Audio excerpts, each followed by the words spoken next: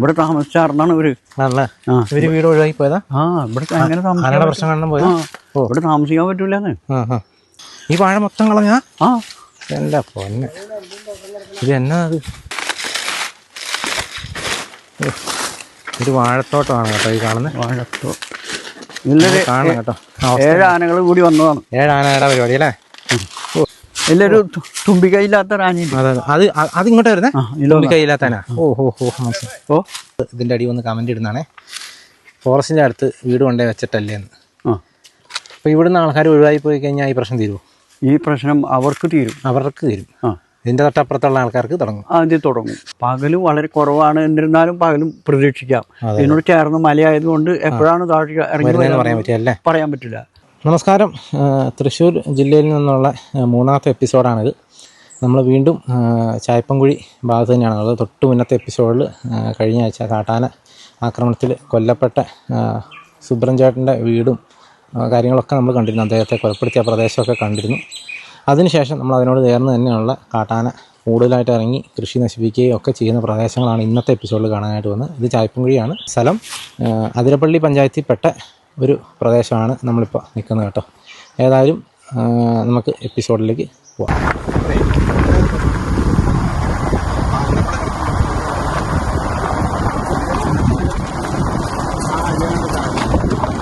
നമ്മളിപ്പോൾ ഉള്ളതും ചായപ്പൻകുഴി ഭാഗത്ത് തന്നെയാണ്. നമുക്ക് കാണാം, ദൃശ്യങ്ങളിൽ തന്നെ കാണാം, നിരവധി റബ്ബർ തോട്ടങ്ങളാണുള്ളത്.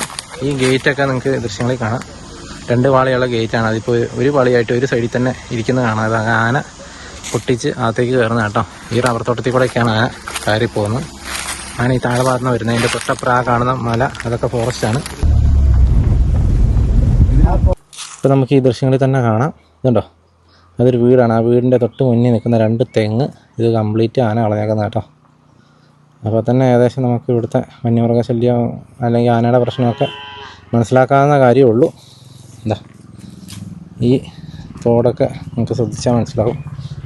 ഇവിടെയൊക്കെ സ്ഥിരമായി ആന പാസ് ചെയ്ത് പോകുന്ന വഴികളാണ് കേട്ടോ. ആന മാത്രമല്ല പന്നിയൊക്കെ ഉണ്ടെന്നാണ് പറയുന്നത് കേട്ടത് കേട്ടോ.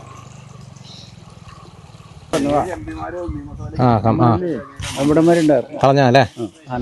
ഇപ്പം നമുക്കവിടെ ഒരു മതിൽ കാണാമല്ലോ. ആ മതിൽ പണി തീരാതെ നിൽക്കുന്ന മതിൽ പോലെ നമുക്ക് തോന്നും. പക്ഷെ അത് അങ്ങനെയല്ല. ആ മതിൽ ഇവിടം വരെ ഉണ്ടായിരുന്ന മതിലായിരുന്നു. ആ മതിൽ പോയി മൊത്തം ആന പൊളിച്ച് കളഞ്ഞ കേട്ടോ. അപ്പം അതിന് പകരം ഇപ്പം അവർ ഫെൻസിങ് ഇട്ടിരിക്കുന്ന രംഗമാണ് ഈ കാണുന്നത് കേട്ടോ. ഏകദേശം ഇവിടുത്തെ ഒരു സ്ഥിതി, ഒരു തീവ്രതയൊക്കെ നമുക്ക് മനസ്സിലാക്കാവുന്ന കാര്യമുള്ളൂ. ഇതുണ്ടോ, സ്ഥിരം ആന ഇറങ്ങുന്ന പ്രദേശമൊക്കെ തന്നെ കേട്ടോ. പക്ഷേ വീടുകളൊക്കെ ഉണ്ട്. വീടുകളൊക്കെ ഇല്ല ഇവിടെ, ഇഷ്ടംപോലെ വീടുകളുള്ള പ്രദേശമാണ്. പക്ഷെ ആളുകൾ സഹിച്ച് ഒക്കെ അങ്ങ് പോവുക. ഇതൊക്കെ കണ്ട ആന കളഞ്ഞിരിക്കുന്നതാണ് ഈ കാണുന്നത്. ഇതൊക്കെ മൊത്തം വാഴ അല്ലേ? ഈ പറമ്പിലെ കംപ്ലീറ്റ് വാഴയും കളഞ്ഞാന്ന് പറഞ്ഞ് നമുക്കിവിടെ നിൽക്കുമ്പോൾ തന്നെ എന്തോരം വാഴകളാണ് ഇവിടെ നിൽക്കുന്നത് നമുക്ക് കാണാം. അതുപോലെ ഇത് കംപ്ലീറ്റ് ആന നിരപ്പാക്കിയതായിരുന്നു. എന്നിട്ട് 2ാമത് ഈ മതിലൊക്കെ പൊളിച്ചാ ഇത് തന്നെ മുളച്ച് വന്ന വാഴയായിരിക്കും അല്ലേ? അതെ തന്നെ മുളച്ച് വന്ന വാഴ കേട്ടോ. പഴയത് പോയിട്ട് നമുക്ക് ഇവിടുത്തെ റബ്ബർത്തോട്ടമൊക്കെ കാണാൻ വളരെ മനോഹരമായിട്ട് കൃഷി ചെയ്തിരിക്കുന്ന സ്ഥലങ്ങളാണ്. പക്ഷേ പറഞ്ഞിട്ട് കാര്യമില്ല, ആളുകൾക്ക് അതുകൊണ്ട് ജീവിക്കാൻ പറ്റാത്ത അവസ്ഥയായി കേട്ടോ. ആണല്ലേ?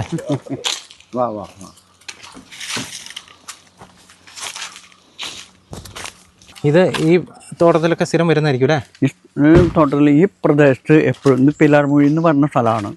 പിലാർമൊഴി എന്ന് പറഞ്ഞ സ്ഥലമാണ്. അപ്പൊ ഈ ഏരിയയിൽ എപ്പോഴും ആനയുണ്ട്. ഒറ്റ ദിവസം അല്ലാണ്ട്. ഇതുപോലെ ഇഷ്ടം പോലെ ആൾക്കാർ ഉണ്ടാവുമോ? പകലും വളരെ കുറവാണ്, എന്നിരുന്നാലും പകലും പ്രതീക്ഷിക്കാം. ഇതിനോട് ചേർന്ന് മലയായതുകൊണ്ട് എപ്പോഴാണ് താഴെ ഇറങ്ങി പറയാൻ പറ്റില്ല. ഇതിൽ നല്ല എളുപ്പവഴിയാണ് ചാലക്കുടിക്ക് പോകാൻ. അതിരപ്പള്ളി ടു ചാലക്കുടി. അപ്പൊ ആ വഴി നല്ല സഞ്ചാരയോഗ്യമായ വഴിയായിരുന്നു. പക്ഷെ ആനേനെ പേടിച്ചിട്ട് ആൾക്കാർ ഇതിലെ പോക്ക് കുറവാണ്. ഇതിപ്പോ അങ്ങോട്ട് ചെല്ലുമ്പോൾ കാണാം, പറമ്പിൽ 1 ഏക്കർ സ്ഥലത്തോളം വാഴ കംപ്ലീറ്റ് കാണാം. ഇത് ഒരു ഇതിൻ്റെ അകത്തും ഇങ്ങനെ വരാറുണ്ടല്ലേ? പിന്നെ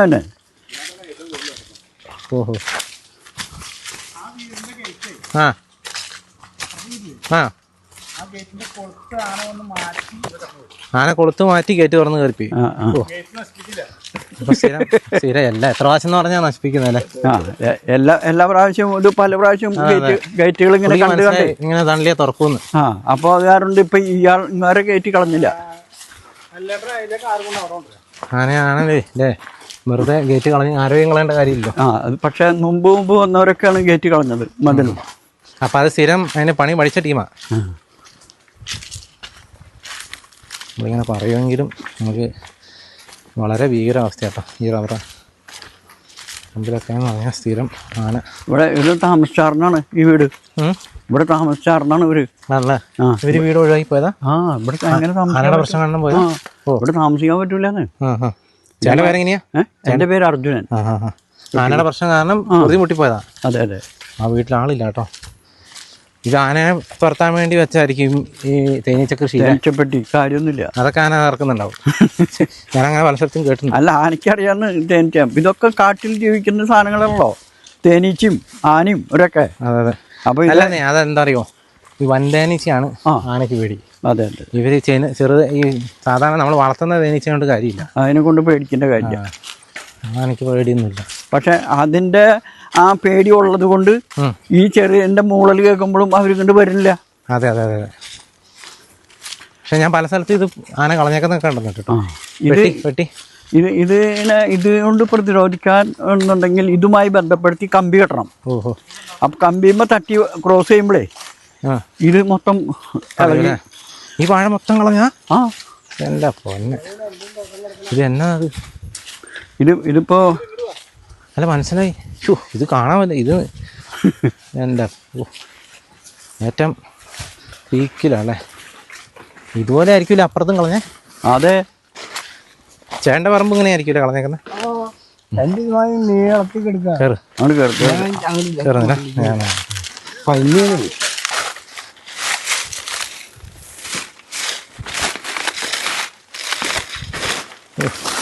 ഒരു വാഴത്തോട്ടമാണ് കേട്ടോ ഈ കാണുന്നത്. ഒരു വാഴത്തോട്ടം ആന കാട്ടി കൂട്ടി വെച്ചിരിക്കുന്ന രംഗമാണ് കാണുന്നത്. കാണണം കേട്ടോ. 7 ആനകൾ കൂടി വന്നതാണ്. 7 ആനയുടെ പരിപാടി അല്ലേ? ഓ നേരപ്പാക്കി കേട്ടോ.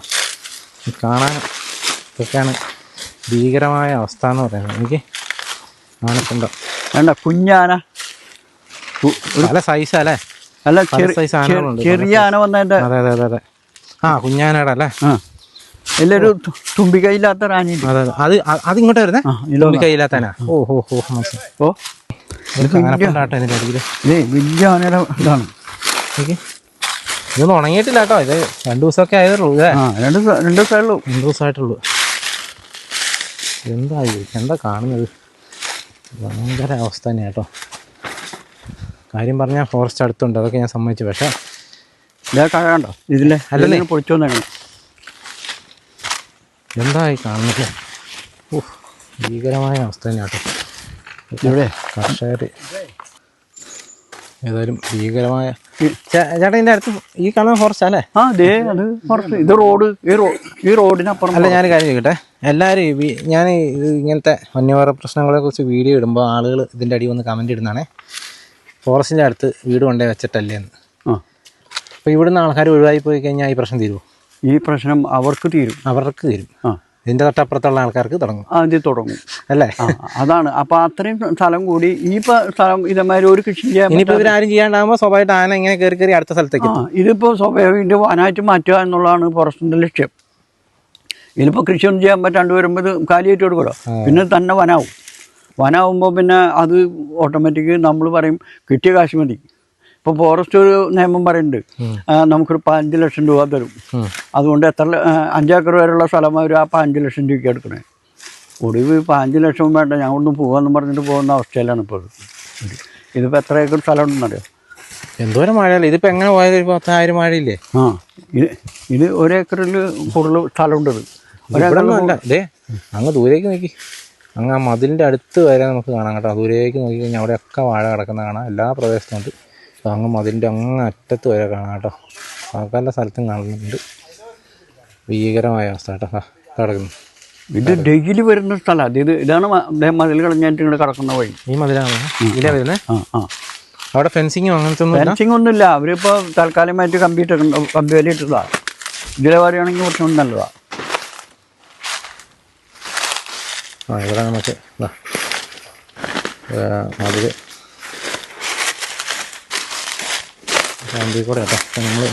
നമ്മൾ ഇറങ്ങി വരുന്ന വഴി കൂടെ തന്നെയാണ് പോയിക്കൊണ്ടിരിക്കുന്നത്. ഇതിപ്പോ ഈ അടുത്തിട്ടതായിരിക്കും അല്ലേ? ഇതിപ്പോ ഇതിന് ഈ 2 ദിവസം മുമ്പ് വന്നപ്പോ തള്ളിക്കളഞ്ഞത്. തള്ളിക്കളയാൻ കയറുക. ഇത് തന്നെ റോഡാണോ അത്? ഇത് റോഡ്. റോഡിന്റെ അപ്പുറം ഫോറസ്റ്റ് ഉള്ളൂ. ഫോറസ്റ്റ് അവിടെ നിന്ന് നേരിട്ട് ഇറങ്ങും. ഓഹോ, നമുക്ക് ഇവിടം വരെ പോകാം. ഞാൻ ഇത് ഫോറസ്റ്റ് ആയിരിക്കും.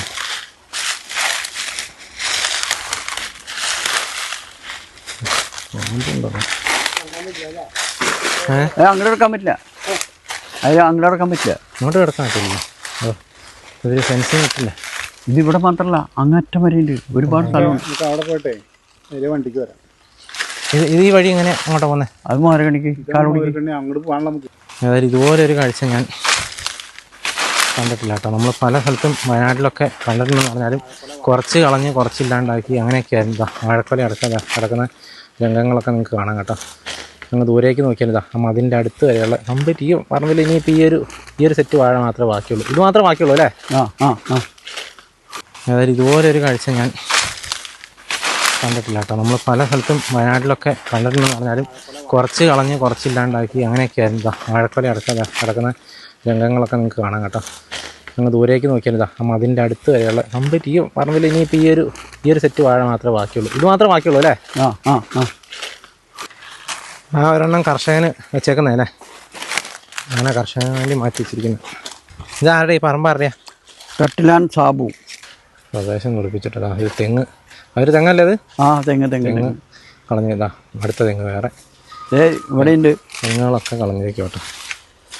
അതൊക്കെ മുന്നത്തെ വരവിന് തെങ്ങ് കളഞ്ഞ. ആ മതിലിനോട് ചേർന്നുള്ളത് കംപ്ലീറ്റ് കളഞ്ഞു കേട്ടോ. ഇനിയൊന്നും ബാക്കിയില്ല. മൊത്തത്തിൽ ഭയങ്കര ബുദ്ധിമുട്ട് തന്നെയല്ലേ ഇവിടെ? ഭയങ്കര ബുദ്ധിമുട്ടെന്ന് പറഞ്ഞാൽ ഇവിടെയുള്ള ആൾക്കാർ സമാധാനമായിട്ട് ഉറങ്ങിയിട്ട് മാസങ്ങളോളം ആയിട്ടുണ്ട്. ഒക്കെ പല ഭാഗത്തും ആന ഇറങ്ങിയതിൻ്റെ മെസ്സേജ് എൻ്റെ പറമ്പിൽ വരുമ്പോൾ ഞാനപ്പോൾ ഫോറസ്റ്റിലേക്ക് വിളിക്കും. അപ്പോൾ അവരതിനൊരു മെസ്സേജ് ഒരു ഗ്രൂപ്പുണ്ട്, ആ ഗ്രൂപ്പിലിടും. ആ ഗ്രൂപ്പിൽ ഇടുമ്പോൾ എല്ലാവർക്കും അറിയുകയും ചെയ്യാം. അപ്പോൾ എല്ലാവരും ഇപ്പോൾ ഞാൻ വിളിച്ച് പറഞ്ഞോളൂ, എൻ്റെ പറമ്പിലെ വന്നോളൂ എന്നുള്ളൊരു കാഴ്ചപ്പാടിൽ ഞാൻ മാത്രമല്ല, ഈ ഗ്രൂപ്പിൽ ഇത് കാണുമ്പോൾ എല്ലാവരും ശ്രദ്ധിക്കണം.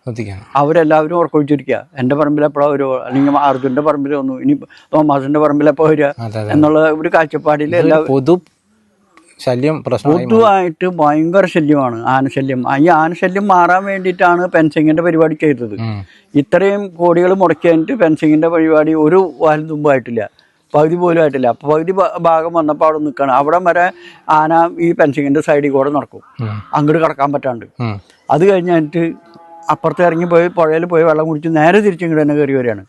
അതാണ് അവസ്ഥ. അത് ഏത് ഭാഗത്തായിട്ടാ? അത് 16 ഭാഗത്ത് പിറ്റലപ്പാറ. അവിടെ നിന്നാണ് കയറി വരുന്നത്. അവിടെ നിന്ന് കയറി കഴിഞ്ഞാൽ നേരം ഈ കോട്ടാമ്പല ഇരിക്കുന്നു കയറി വരാം. പിന്നെ അതിന്റെ ഇടയ്ക്ക് ഇഷ്ടംപോലെ തോട്ടങ്ങളാണല്ലോ അല്ലേ? ഓരോ തോട്ടങ്ങൾ കയറി പോകുന്നത്. ഇപ്പൊ ഈ കുന്നിന്റെ നേരെ അപ്പുറത്താണ് ഈ പറഞ്ഞ സ്ഥലം, ഈ പ്ലാന്റേഷൻ. ഈ കുന്നിന്റെ അപ്പുറത്താണ് ഈ പ്ലാന്റേഷൻ എണ്ണപ്പനത്തോട്ടം ചാലക്കുടി പുഴയും പോണത്. അപ്പൊ ആ ഭാഗത്ത് ഇങ്ങോട്ട് കയറി നമ്മൾ നടക്കുന്നത് കിലോമീറ്ററുകൾ ചുറ്റി. പടക്കം പൊട്ടിക്കുന്നതൊക്കെ അതിനെ ഓടിക്കുന്നതിനോ ആയിരിക്കും. അപ്പോൾ പടക്കം പൊട്ടുന്ന കേൾക്കുമ്പോൾ നമുക്കറിയാം അവിടെ ഏത് ഭാഗത്താണ് വന്നേക്കണമെന്ന്. അതേപോലെ തന്നെ ഈ വന്ന പറമ്പുകാരൻ ഉടനടി വിളിക്കുമ്പോൾ അവരുടെ മെസ്സേജും നമുക്ക് കിട്ടും. അപ്പോൾ അത് കാരണം കൊണ്ട് നമുക്ക് ഏത് ഭാഗത്താണെന്ന് അറിയാം. ഇപ്പോൾ വിട്ലപ്പാറയിലും അരപ്പള്ളിയിലായാലും ഒന്നുപോലെ ഏത് ഭാഗത്താണെന്ന് വെച്ചാൽ ആ മെസ്സേജ് കാണുമ്പോഴാണ് ഞങ്ങൾ മനസ്സിലാക്കണേ. വലിയ ബുദ്ധിമുട്ട് തന്നെയാണ്. വലിയ ബുദ്ധിമുട്ടാണ്. ഒരു ദിവസം പോലും സമാധാനമായിട്ട് കിടക്കാൻ പറ്റില്ല. പടക്കം പൊട്ടിന് കേൾക്കുമ്പോൾ ഇത് വിഷുവിനോ പെരുന്നാളിനോ പൊട്ടിക്കുന്നതല്ല, ആന വന്നിട്ട് പൊട്ടിക്കുന്നത്. അതാണ് സ്ഥിതി ഇപ്പോൾ ഉള്ളത്. അതുകൊണ്ട് ഒരു നിലയ്ക്കും ഇപ്പോൾ സമാധാനമായിട്ട് നമുക്ക് പുറത്തേക്ക് പോകാനോ എന്തെങ്കിലും ആവശ്യത്തിന് പുറത്തേക്ക് പോകേണ്ടി വന്നല്ലേ പറ്റില്ല. ഒരു നിലയ്ക്കും നമുക്ക് പറഞ്ഞു. ഇപ്പം ഞാൻ പറഞ്ഞില്ല, ഇത് വളരെ എളുപ്പവഴിയാണ് ചാലക്കുടിക്ക് പോകാൻ. 6 കിലോമീറ്ററിന്റെ വ്യത്യാസമുണ്ട്. ഇപ്പം ആ മെയിൻ റോഡ് വന്നില്ല. റോഡ് കുഴപ്പമില്ലാന്ന്. ഇനിയിപ്പോൾ അല്പം ഒരു ചെറിയ കുഴി ഉണ്ടെങ്കിലും ബൈക്കോ അങ്ങനെയുള്ള സാധനങ്ങൾക്ക് പോകാൻ കുഴപ്പമില്ലല്ലോ. ആ ഒരു അവസ്ഥ ഇപ്പോൾ ഇതിലെ പോകാൻ പറ്റാണ്ടായി. അപ്പോൾ ഇത് കാരണം കൊണ്ട് ഇപ്പോൾ ആൾക്കാർ ഒരുപാട് വളരെയധികം യാത്രക്കാർ ഇതിൽ ചുരുങ്ങിപ്പോയി. അതുപോലെ നമ്മൾ നേരത്തെ കണ്ട മതിലിൻ്റെ തൊട്ട അപ്പുറത്തുള്ള മതിലുകളാണ് ഈ കാണുന്നത്. ഇതുണ്ടോ, ഇതൊക്കെ കംപ്ലീറ്റ് ആന പൊട്ടിച്ചിട്ടിരിക്കുന്നതാണ് ഈ കാണുന്നത് കേട്ടോ. ഇതുണ്ടോ, ഇതിൻ്റെ ഇപ്പുറത്തോട്ട് ഫോറസ്റ്റ് ആണ്. അവിടെ ഫെൻസിങ്ങും കാര്യങ്ങളൊക്കെ ഉണ്ട്. ഇതിലെ ഇങ്ങനെ ഇറങ്ങിയിട്ടും ആന ഈ പറയുന്ന പോലെ നമുക്ക് ഈ ദൃശ്യങ്ങളിൽ തന്നെ കാണാൻ താഴെയൊക്കെ വാഴയും കാര്യങ്ങളൊക്കെ കളഞ്ഞൊക്കെ കാണാം കേട്ടോ. പല സ്ഥലത്തും ഉണ്ട്. നമ്മൾ ഇറങ്ങാൻ നിന്ന് കഴിഞ്ഞാൽ ഈ കാഴ്ചകൾ കാണാൻ മാത്രം ഉണ്ടാവുള്ളൂ.